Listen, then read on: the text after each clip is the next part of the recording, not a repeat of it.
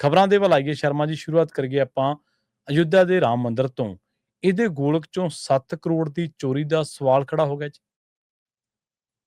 ਪ੍ਰਵੀਨ ਜੀ, ਖੋਲ ਕਚੋਰ ਕਿਤੇ ਵੀ ਹੋ ਸਕਦਾ, ਕਿਸੇ ਵੀ ਥਾਂ ਤੇ ਸਥਾਪਿਤ ਹੋ ਸਕਦਾ ਜੀ। ਜਦੋਂ ਤੁਹਾਡੀ ਮਨਸ਼ਾ ਹੀ ਚੋਰੀ ਦੀ ਹੋਗੀ, ਹੂੰ।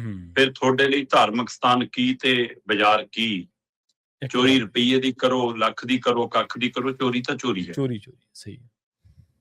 ਪਰ ਸਵਾਲ ਇਹ ਹੈ ਕਿ ਅਸੀਂ ਰੱਬ ਦੇ ਘਰ ਨੂੰ ਵੀ ਨਹੀਂ ਬਖਸ਼ਦੇ, ਔਰ ਉਸ ਘਰ ਨੂੰ ਜਿਹਦੇ ਉੱਤੇ ਸਾਡਾ ਸਾਰਾ ਰਾਜਨੀਤਿਕ ਢਾਂਚਾ ਟਿਕਿਆ ਹੋਵੇ ਤਾਂ ਵੀ ਨਹੀਂ ਬਖਸ਼ਦੇ।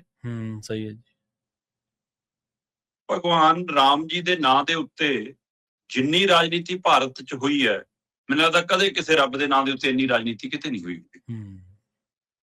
ਚੋਣਾਂ ਦੇ ਦੌਰਾਨ ਮਤਲਬ ਕਿ ਇਸ਼ਤਿਹਾਰ ਅਖਬਾਰਾਂ 'ਚ, ਟੈਲੀਵਿਜ਼ਨਾਂ ਤੇ, ਸੋਸ਼ਲ ਮੀਡੀਆ ਤੇ ਅਸੀਂ ਜੰਮ ਕੇ ਦੇਖੇ ਜੀ ਕਿ ਇੱਕ ਬੰਦਾ ਉਂਗਲ ਫੜੀ ਰਾਮ ਜੀ ਦੇ ਰੂਪ 'ਚ ਇੱਕ ਜਵਾਕ ਨੂੰ ਤੋਰੀ ਆਉਂਦਾ ਹੈ ਤੇ ਥੱਲੇ ਲਿਖਿਆ ਜੀ ਜੋ ਰਾਮ ਜੀ ਕੋ ਲਾਏ ਹਮ ਉनको ਲਾਏਂਗੇ। ਸਹੀ ਹੈ। ਇਹ ਸਾਰੀ ਪ੍ਰਕਿਰਿਆ ਰਾਮ ਜੀ ਪ੍ਰਤੀ ਆਸਥਾ ਇੱਕ ਚੀਜ਼ ਆ, ਰਾਜਨੀਤੀ ਉਹਨਾਂ ਦੀ ਉੱਤੇ ਹੋ ਰਹੀ ਰਾਜਨੀਤੀ ਦੀ ਆਸਥਾ ਥੋੜਾ ਹੋਣੀ ਚਾਹੀਦੀ ਹੈ ਤੁਹਾਡੀ, ਉੱਥੇ ਤੱਕ ਅੱਖਾਂ ਖੁੱਲੀਆਂ ਹੋਣੀਆਂ ਚਾਹੀਦੀਆਂ। ਜੀ ਜੀ ਬਿਲਕੁਲ। ਜਦੋਂ ਅਯੋਧਿਆ ਰਾਮ ਮੰਦਿਰ ਦਾ ਉਦਘਾਟਨ ਹੋਇਆ, ਉਸ ਉਦਘਾਟਨ ਦੀ ਪ੍ਰਕਿਰਿਆ ਤੋਂ ਬਾਅਦ ਆਪਾਂ ਇਸੇ ਪਲੇਟਫਾਰਮ ਤੇ ਇੱਕ ਦਿਨ ਖਬਰ ਕੀਤੀ ਸੀ ਕਿ ਪਹਿਲੇ ਮੀਂਹ ਦੇ ਵਿੱਚ ਅਯੋਧਿਆ ਦੇ ਰੇਲਵੇ ਸਟੇਸ਼ਨ ਤੋਂ ਲੈ ਕੇ ਰਾਮ ਮੰਦਿਰ ਤੱਕ ਚੋ ਗਿਆ। ਹਾਂਜੀ ਬਿਲਕੁਲ ਕੀਤੀ ਸੀ। ਉਹਦੇ ਗਰਭ ਗ੍ਰਹਿ 'ਚ ਪਾਣੀ ਤੱਕ ਭਰ ਗਿਆ, ਹੋ ਗਈ ਸਾਰਾ ਕੁਝ। ਹੁਣ ਉਸ ਮਸਲੇ ਤੇ ਮਿੱਟੀ ਕਿਹਨੇ ਪਾਈ? ਜੇ ਉਸ ਸਮੇਂ ਅੱਖਾਂ ਖੋਲ ਕੇ ਸਿਸਟਮ ਨੇ, ਸਰਕਾਰ ਨੇ, ਪ੍ਰਸ਼ਾਸਨ ਨੇ, ਆਪਣੇ ਆਪ ਨੂੰ ਰਾਮ ਜੀ ਦੇ ਸੱਚੇ ਭਗਤ ਕਹਾਉਣ ਵਾਲੇ ਲੀਡਰਾਂ ਨੇ ਪੁਣਛਾਣ ਕੀਤੀ ਹੁੰਦੀ ਕਿ ਦੱਸੋ ਵੀ ਜੇ ਇਮਾਰਤ ਨਿਰਮਾਣ 'ਚ, ਮੰਦਿਰ ਨਿਰਮਾਣ 'ਚ ਵੀ ਤੁਸੀਂ ਖੇਡ ਕੀਤਾ ਹੈ, ਜੇ ਇੱਥੇ ਵੀ ਕਮਿਸ਼ਨ ਖਾਧਾ, ਇੱਥੇ ਵੀ ਰੇਤਾ ਬਜਰੀ ਖਾ ਗਏ, ਤਾਂ ਫਿਰ ਇਹਦਾ ਮਤਲਬ ਤੁਹਾਤੋਂ ਕਿਵੇਂ ਉਮੀਦ ਕਰੀਏ ਕਿ ਤੁਸੀਂ ਮੰਦਿਰ ਦੀ ਸਾਰੀ ਕਾਰਜ ਵਿਧਾ ਇਮਾਨਦਾਰੀ ਨਾਲ ਚਲਾ ਲਓਗੇ। ਸਹੀ ਹੈ। ਪਰ ਸਾਰੇ ਮਾਮਲੇ ਤੇ ਮਿੱਟੀ ਪੈ ਗਈ, ਟਕ ਟਕਾ ਹੋ ਗਿਆ। ਤੇ ਹੁਣ ਅੱਜ ਬੜੀ ਖਬਰ ਤੇ ਆਪਾਂ ਚਰਚਾ ਕਰ ਰਹੇ ਹਾਂ ਕਿ ਰਾਮ ਜੀ ਦੇ ਨਾਂ ਦੇ ਉੱਤੇ ਬਣੇ ਅਯੋਧਿਆ ਮੰਦਿਰ ਦੀ ਗੋਲਕ ਚੋਂ, ਉੱਥੇ ਚੜਾਵੇ ਚੋਂ 7.5 ਕਰੋੜ ਦੇ ਕਰੀਬ ਪੈਸੇ ਦਾ ਖੇਲ ਹੋ ਗਿਆ ਜੀ, ਕਹਿੰਦੇ ਜੀ। ਔਰ ਇਹ ਗੱਲ ਜਿੱਥੇ ਵਿਰੋਧੀ ਧਿਰ ਦਾ ਇੱਕ ਲੀਡਰ, ਜਿਹੜਾ ਮਤਲਬ ਕਿ ਮੁੱਢਲੀ ਕਤਾਰ ਦਾ ਲੀਡਰ ਹੈ ਅਖਿਲੇਸ਼ ਯਾਦਵ, ਉਹ ਕਹਿ ਰਿਹਾ, ਉਹਦਾ ਇੱਕ MLA ਸਾਹਮਣੇ ਆ ਕੇ ਦੋਸ਼ ਲਾਉਂਦਾ ਕਿ 7.5 ਕਰੋੜ ਦੇ ਕਰੀਬ ਇੱਥੋਂ ਜੀ ਗੜਬੜ ਹੋਈ। ਉਹਦਾ ਸਾਬਕਾ MLA ਰਿਹਾ ਉੱਥੋਂ ਅਯੋਧਿਆ ਤੋਂ ਹੀ, ਠੀਕ ਹੈ ਜੀ, ਸਮਾਜਵਾਦੀ ਪਾਰਟੀ ਦਾ ਜੀ। ਪਰ ਅਖਿਲੇਸ਼ ਨੇ ਬਕਾਇਦਾ ਟਵੀਟ ਕੀਤਾ। ਅਖਿਲੇਸ਼ ਦੇ ਟਵੀਟ ਦੇ ਵਿੱਚ ਹੈ ਕਿ ਪੂਰੀ ਦੁਨੀਆ ਵਿੱਚ ਭਗਵਾਨ ਰਾਮ ਦੇ ਉਪਾਸਕਾਂ ਦੇ ਲਈ ਇੱਕ ਬੇਹੱਦ ਮੱਦਭਾਗੀ ਖਬਰ ਹੈ। ਰਾਮ ਮੰਦਿਰ ਦੇ ਚੜਾਵੇ ਦੀ ਕਰੋੜਾਂ ਰੁਪਏ ਦੀ ਰਕਮ ਗਾਇਬ ਮਿਲੀ ਹੈ। ਅਖਿਲੇਸ਼ ਨੇ ਸ਼੍ਰੀ ਰਾਮ ਜਨਮ ਭੂਮੀ ਤੀਰਥ ਟਰੱਸਟ ਤੇ ਸਰਕਾਰ ਨੂੰ ਵੀ ਘੇਰਿਆ, ਲਿਖਿਆ ਕਰੋੜਾਂ ਰੁਪਇਆ ਗਾਇਬ ਹੋਣਾ ਮੰਦਿਰ ਟਰੱਸਟ ਦੇ ਲਈ ਸ਼ਰਮਨਾਕ ਗੱਲ ਹੈ। ਕੋਈ ਵੀ ਸਫਾਈ ਦੇਣ ਦੇ ਲਈ ਸਿੱਧੇ ਰੂਪ ਸਾਹਮਣੇ ਕਿਉਂ ਨਹੀਂ ਆ ਰਿਹਾ? ਉਹਨਾਂ ਨੇ ਮੰਗ ਕੀਤੀ ਵੀ ਕਿ ਜਿਹੜਾ ਟਰੱਸਟ ਹੈ ਉਹ ਸਾਰਾ ਰਾਮ ਜੀ ਦੀ ਸਹੁੰ ਚੱਕ ਕੇ ਸਾਹਮਣੇ ਆ ਕੇ ਸਾਂਝੀ ਸਫਾਈ ਦੇ ਦੇਵੇ। ਐਡਾ ਵੱਡਾ ਮਸਲਾ ਬਣਿਆ, ਟੀਵੀ ਚੈਨਲਾਂ, ਅਖਬਾਰਾਂ 'ਚ ਇਹਦਾ ਰੌਲਾ ਪੈਣ ਲੱਗਿਆ ਜੀ।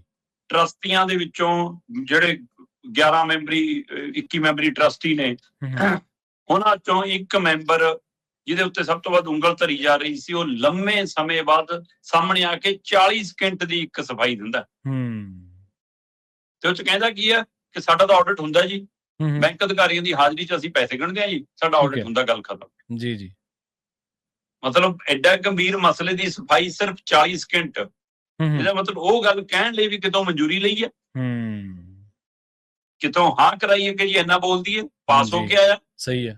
ਚਲੋ ਹੁਣ ਸਵਾਲ ਇਹਦੇ ਵਿੱਚ ਇਹ ਹੈ ਕਿ ਜੇ ਸ਼ਰਧਾਲੂਆਂ ਨੂੰ, ਦੇਸ਼ ਵਾਸੀਆਂ ਨੂੰ, ਭਗਤਾਂ ਨੂੰ ਤੁਸੀਂ ਤਸੱਲੀ ਵੀ ਨਹੀਂ ਕਰਾ ਸਕਦੇ। ਸਹੀ ਹੈ। ਆਡਿਟ ਹੋਣਾ ਇੱਕ ਵੱਖਰੀ ਗੱਲ ਹੈ, ਬੈਂਕ ਅਧਿਕਾਰੀਆਂ ਦੀ ਮੌਜੂਦਗੀ 'ਚ ਗਿਣਨਾ ਵੱਖਰੀ ਗੱਲ ਹੈ, ਪਰ ਸੰਗਤ ਦੀ ਪਾਈ ਦਾ, ਉਹਨਾਂ ਦੇ ਚੜਾਵੇ ਦਾ ਸਹੀ ਹਿਸਾਬ ਕਿਤਾਬ ਜਨਤਕ ਤੌਰ ਤੇ ਸਾਹਮਣੇ ਰੱਖਣਾ ਵੱਖਰੀ ਗੱਲ, ਬਿਲਕੁਲ ਵੱਖਰਾ ਸਵਾਲ ਹੈ। ਸਹੀ ਹੈ, ਬਿਲਕੁਲ। ਤੇ ਤੁਸੀਂ ਜੇ ਨਹੀਂ ਰੱਖ ਪਾ ਰਹੇ, ਤੁਹਾਡੇ ਤੇ ਸ਼ੰਕੇ ਸ਼ੋਭੇ ਕਿਉਂ ਨਾ ਕਰੀਏ। ਚਲੋ ਆਪਾਂ ਕਹੀਏ ਕਿ ਰਾਈ ਦਾ ਪਹਾੜ ਬਣਾਤਾ ਹੋਣਾ ਅਖਿਲੇਸ਼ ਯਾਦਵ ਨੇ, ਆਪਾਂ ਕਹੀਏ ਸਮਾਜਵਾਦੀ ਪਾਰਟੀ ਨੇ ਜਾਣਬੁੱਝ ਕੇ ਇਸ ਮਸਲੇ ਨੂੰ ਹਵਾ ਦਿੱਤੀ ਹੋਣੀ, ਪਤਾ ਨਹੀਂ 7 ਰੁਪਏ ਦਾ ਹੀ ਹੋਵੇ। 7 ਰੁਪਏ ਵੀ ਜੇ ਹੈਗਾ ਤਾਂ ਵੀ ਮਸਲਾ, ਜੇ 700 ਹੈ ਤਾਂ ਵੀ ਹੈ, ਜੇ 7000 ਹੈ ਤਾਂ ਵੀ ਹੈ, ਜੇ 7 ਲੱਖ ਹੈ ਤਾਂ ਵੀ ਹੈ, ਜੇ 7 ਕਰੋੜ ਹੈ ਤਾਂ ਵੀ। ਮਸਲਾ ਤਾਂ ਮੰਦਿਰ ਦੀ ਗੋਲਕ ਦਾ ਜੀ। ਸਹੀ ਹੈ। ਚਲੋ ਇਹਨਾਂ ਨੂੰ ਪਰੇ ਰੱਖ ਦੋ। ਭਾਰਤੀ ਜਨਤਾ ਪਾਰਟੀ ਦਾ ਆਪਣਾ ਨਾਮੀ ਲੀਡਰ ਹੈ ਡਾਕਟਰ ਰਜਨੀਸ਼। ਠੀਕ ਹੈ ਜੀ। ਡਾਕਟਰ ਰਜਨੀਸ਼ ਹੋਰੀ ਮੇਰੇ ਕੋਲ ਪਈ ਆ ਉਹਨਾਂ ਦੀ ਰਿਪੋਰਟ। ਡਾਕਟਰ ਰਜਨੀਸ਼ ਸਿੰਘ ਉਹਨਾਂ ਨੇ ਲੰਘੇ ਮੰਗਲਵਾਰ ਨੂੰ ਪ੍ਰਧਾਨ ਮੰਤਰੀ ਨਰਿੰਦਰ ਮੋਦੀ ਜੀ ਦੇ ਨਾਮ ਤੇ ਚਿੱਠੀ ਲਿਖੀ ਹੈ। ਠੀਕ ਹੈ ਜੀ।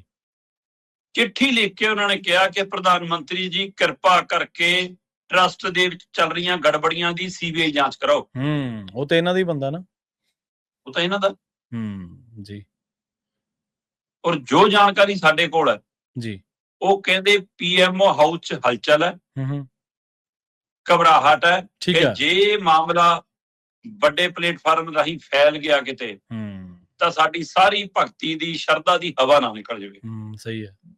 ਮੈਂ ਤਾਂ ਹੀ ਗੱਲ ਸ਼ੁਰੂ ਕਰਨ ਲੱਗਿਆ ਕਿਹਾ ਸੀ ਕਿ ਜਿਹਦੇ ਉੱਤੇ ਤੁਹਾਡਾ ਸਾਰਾ ਧਰਮਦਾਰ ਖੜਾ ਹੋਵੇ ਤੇ ਤੁਸੀਂ ਉੱਥੇ ਵੀ ਇਹੋ ਜਿਹਾ ਕੁਝ ਕਰੋ। ਸਹੀ ਹੈ। ਤੇ ਫਿਰ ਸਵਾਲ ਨਹੀਂ ਹੋਣਗੇ ਤਾਂ ਕੀ ਹੋਣਗੇ ਜੀ। ਹੁਣ ਜਾਣਕਾਰੀ ਮਿਲ ਰਹੀ ਹੈ ਕਿ ਪੀਐਮਓ ਹਾਊਸ ਨੇ ਸਾਰੀ ਰਿਪੋਰਟ ਮੰਗੀ ਹੈ। ਠੀਕ ਹੈ ਜੀ। ਪਰ ਜਾਣਕਾਰੀ ਤਾਂ ਉਦਣ ਵੀ ਹੋਈ ਸੀ ਜਦੋਂ ਮੰਦਰ ਚੋਇਆ ਸੀ। ਰਿਪੋਰਟ ਤਾਂ ਉਦਣ ਵੀ ਲਈ ਹੋਣੀ। ਸਹੀ ਹੈ। ਤੇ ਜੇ ਉੱਥੇ ਮਿੱਟੀ ਪਾਤੀ ਕਿ ਇੱਥੇ ਮਿੱਟੀ ਪਾਉਂਗੇ ਕਿ ਜਾਂਚ ਕਰਾਉਂਗੇ। ਮੈਂ ਕਹਿੰਦਾ ਸੱਚ ਸਾਹਮਣੇ ਆਉਣਾ ਚਾਹੀਦਾ ਕਿ ਵਿਰੋਧੀ ਝੂਠੇ ਦੋਸ਼ ਲਾਉਂਦੇ ਨੇ। ਡਾਕਟਰ ਰਜਨੀਸ਼ ਝੂਠ ਬੋਲਦਾ, ਉਹਦੀ ਮੰਗ ਗਲਤ ਹੈ ਕਿ ਤੁਹਾਡੇ ਸਾਰੇ ਜਿਹੜੇ ਟਰਸਟੀ ਨੂੰ ਇਕੱਠੇ ਹੋ ਕੇ ਸਾਹਮਣੇ ਆ ਕੇ ਇਹ ਮੰਗ ਕੀਤੀ ਗਈ। ਕਹਿੰਦੇ ਕਿ ਇਨਕੁਆਇਰੀ ਇੱਕ ਪਾਸੇ ਰੱਖ ਦੋ, ਸਾਰੇ ਟਰਸਟੀ ਇਕੱਠੇ ਸਾਹਮਣੇ ਬਿਠਾ ਦੋ, ਉਹ ਚੋਂ ਹੀ ਸੱਚ ਆ ਜਾਊਗਾ। ਕਹਿੰਦੇ ਬਾਅਦ ਜੀ ਕੱਲੇ ਨੂੰ ਬੋਲਣ ਦਾ ਮੌਕਾ ਦੇ ਦੋ। ਜੀ ਜੀ। ਸੋ ਇਸ ਲਈ ਹੁਣ ਇਹ ਸੱਚ ਲੋਕਾਂ ਨੂੰ, ਸ਼ਰਧਾਲੂਆਂ ਨੂੰ, ਸੰਗਤ ਨੂੰ, ਰਾਮ ਜੀ 'ਚ ਆਸਥਾ ਰੱਖਣ ਵਾਲਿਆਂ ਨੂੰ, ਬੀਜੇਪੀ ਦੇ ਭਗਤਾਂ ਨੂੰ ਇਹ ਦੱਸਣਾ ਜ਼ਿੰਮੇਵਾਰੀ ਬਣਦੀ ਹੈ ਸਿਸਟਮ ਦੀ, ਸਰਕਾਰ ਦੀ, ਪ੍ਰਸ਼ਾਸਨ ਦੀ ਕਿ ਭਾਈ ਦੱਸੋ ਖੇਲ ਹੋਇਆ ਜਾਂ ਨਹੀਂ ਹੋਇਆ ਜੀ। ਹੋਇਆ ਤਾਂ ਕਿੰਨਾ ਹੋਇਆ, ਕੀਤਾ ਤਾਂ ਕਿਹਨੇ ਕੀਤਾ, ਕਿਵੇਂ ਕੀਤਾ। ਲੋਕ ਨਾ ਜਦੋਂ ਬੰਦਿਆਂ ਨੂੰ ਰੱਬ ਦੇ ਦਰਜੇ ਦੇ ਬਰਾਬਰ ਦਰਜਾ ਦੇ ਦੇਣ ਤੇ ਫਿਰ ਉੱਥੇ ਅੰਨੀ ਭਗਤੀ ਦੇ ਵਿੱਚ ਲੋਕਾਂ ਦੀਆਂ ਕਈ ਪਹਿਲੂਆਂ ਤੋਂ ਅੱਖਾਂ ਜਿਹੜੀਆਂ ਨੇ ਬੰਦ ਹੋ ਜਾਂਦੀਆਂ। ਸਵਾਲ ਤਾਂ ਉਦੋਂ ਹੀ ਸਰਕਾਰ ਨੂੰ ਘੇਰਾ ਪੈ ਜਾਣਾ ਚਾਹੀਦਾ ਸੀ ਜਿੱਥੋਂ ਤੁਸੀਂ ਸ਼ੁਰੂਆਤ ਕੀਤੀ ਸੀ ਕਿ ਕੁਝ ਸਮੇਂ ਬਾਅਦ ਹੀ ਰੇਲਵੇ ਸਟੇਸ਼ਨ ਤੋਂ ਲੈ ਕੇ ਤੇ ਸਾਰਾ ਜਿਹੜਾ ਉਹ ਰਾਮ ਮੰਦਿਰ ਦੇ ਵਿੱਚੋਂ ਹੀ ਚੋ ਗਿਆ ਸੀਗਾ। ਭ੍ਰਿਸ਼ਟਾਚਾਰ ਤਾਂ ਫਿਰ ਉੱਥੇ ਵੀ ਹੋਇਆ ਹੀ ਹੈ ਨਾ, ਪਰ ਸਰਕਾਰ ਤਾਂ ਉਡੀਕ ਰਹੀ ਹੈ ਕਿ ਕੋਈ ਹੋਰ ਚੀਜ਼ ਵੱਡੀ ਹੋਵੇ ਫਿਰ ਕੁਝ ਕਰਾਂਗੇ।